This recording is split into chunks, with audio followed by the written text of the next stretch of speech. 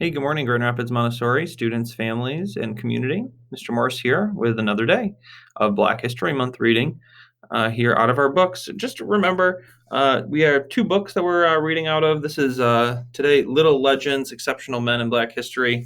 And the other one I have down here is Little Leaders, Bold Women in Black History as well.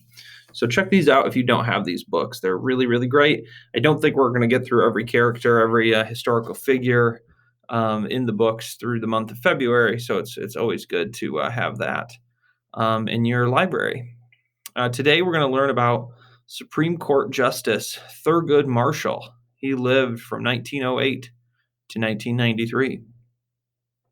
Thorogood, later shortened to Thurgood, was a naturally argumentative boy and a bit of a troublemaker.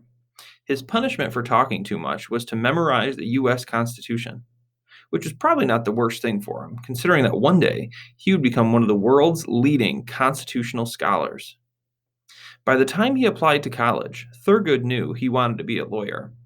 He hoped to attend the University of Maryland School of Law, but couldn't because he was black. The anger and frustration about that instilled in him a deep desire for justice and equality. Instead, he learned his law degree from the historically black college, Howard University.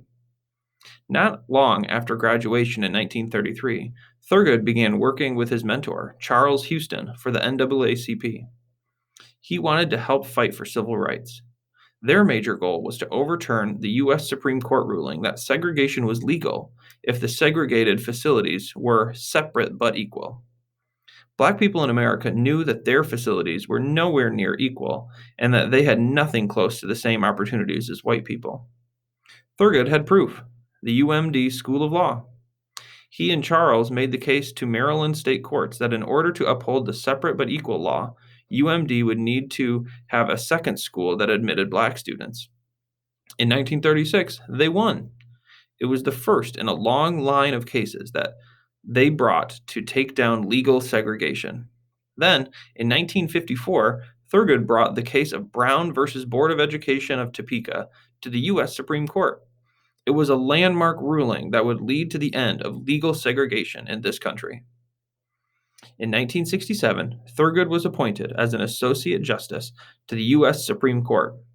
He would be the first African American justice. In his long career, he was well known for his constitutional knowledge and even helped the United Nations draft the constitutions for the newly formed countries Ghana and present-day Tanzania. Thurgood spent so much of his life fighting for justice. It was a long road, but he never lost hope. That's today's reading about Thurgood Marshall, Supreme Court Justice. First ever African American Supreme Court Justice on the bench. Pretty amazing, and an amazing lawyer. If you've never read any history about Brown versus Board of Education of Topeka, Kansas, I highly encourage you to read that. That has lasting impacts, even here locally in Grand Rapids with our school system. So, hope you have a great day today. It's Thursday. We'll be back tomorrow for another day of reading. Have a great day. See you tomorrow.